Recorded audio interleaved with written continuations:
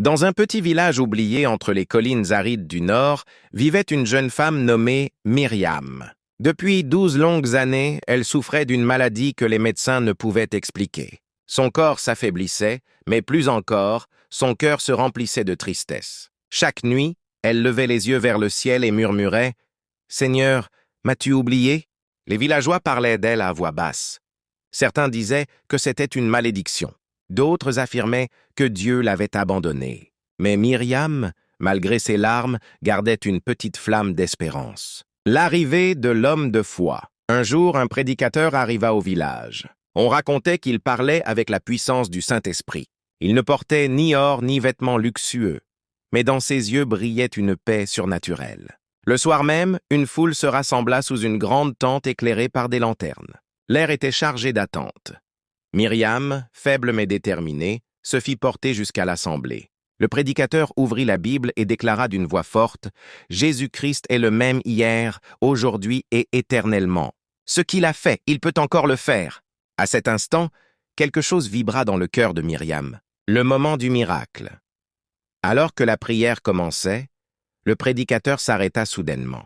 Il pointa la foule et dit « Il y a ici une femme qui souffre depuis des années.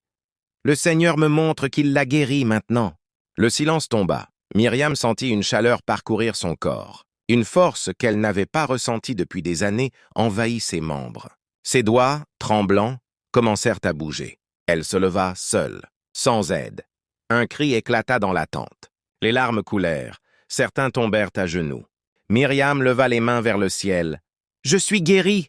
Ce soir-là, non seulement son corps fut restauré, mais des dizaines d'âmes furent touchées. Les cœurs endurcis furent brisés. Les doutes furent remplacés par la foi. Mais l'histoire ne s'arrête pas là.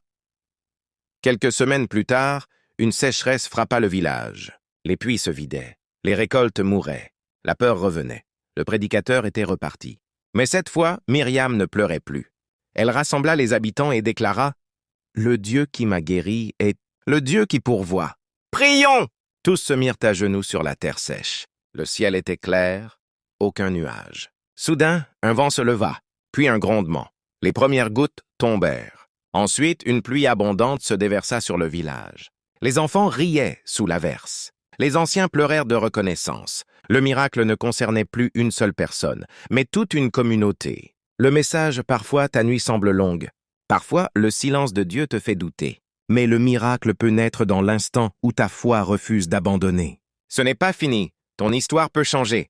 Ton désert peut fleurir. Si cette histoire a touché ton cœur, écris « Je crois » en commentaire si tu crois au miracle. Partage cette histoire avec quelqu'un qui a besoin d'espérance aujourd'hui. Abonne-toi pour recevoir d'autres histoires puissantes qui fortifieront ta foi, parce qu'un simple message peut rallumer une flamme.